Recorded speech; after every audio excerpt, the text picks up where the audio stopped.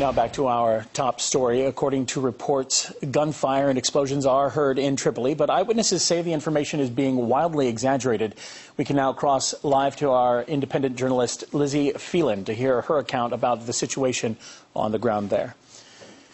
Now, hello, Hi. Lizzie. Welcome. Thanks for joining us. Can you confirm at this point that the reports that there are heavy gunfire on the ground right now?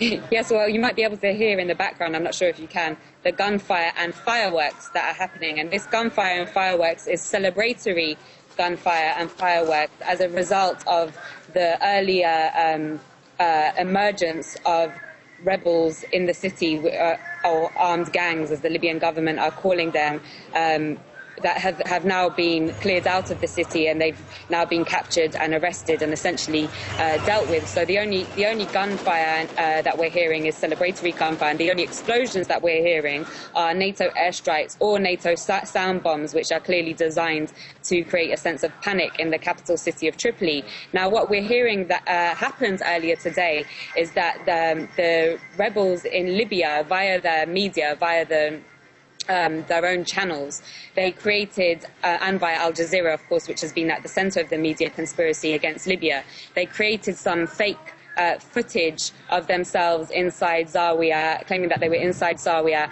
and Tripoli. This created, and of course the media then, the mainstream media, the Western media in particular, and Al Jazeera then repeated these reports, which created a sense of panic amongst the Libyan people. So they went inside their homes in fear, and then later on, in areas like Fashlun and Sukajuma, and after the prayers, a number of armed gangs emerged, which are essentially sleeper cells of rebels inside the city, and began firing randomly and setting things on fire and threatening ordinary people that if they did not join them, that they would be assassinated. They then took footage of the streets, which were empty, as I said, because people were scared inside their homes, which created a sense that they were in the process of capturing the city.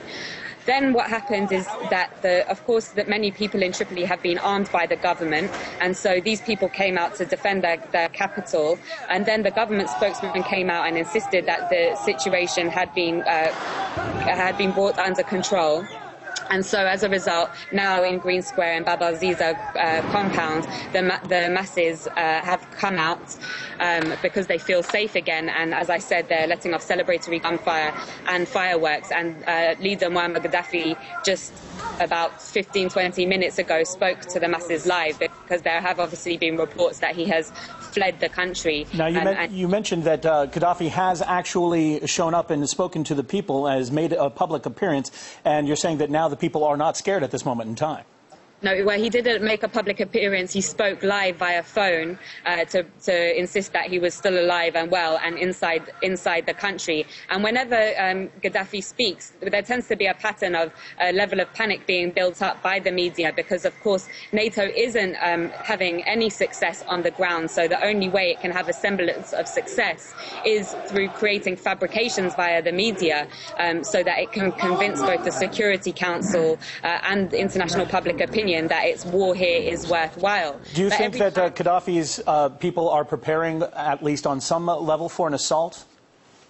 Well, the people here since the beginning of the crisis have been preparing to defend themselves from the threat of the opposition making any advances, and also from the threat of NATO. So, as I said, since the beginning of the crisis, people have been taking up the government offer of weapons training and government-issued weapons. So the people of this city in particular are literally armed to the teeth and ready to defend their capital and their country, and stand by their leader, Muammar Gaddafi. As we have seen by the million marches across the country, there is mass support for him here, and the people are literally prepared to die for him and their country.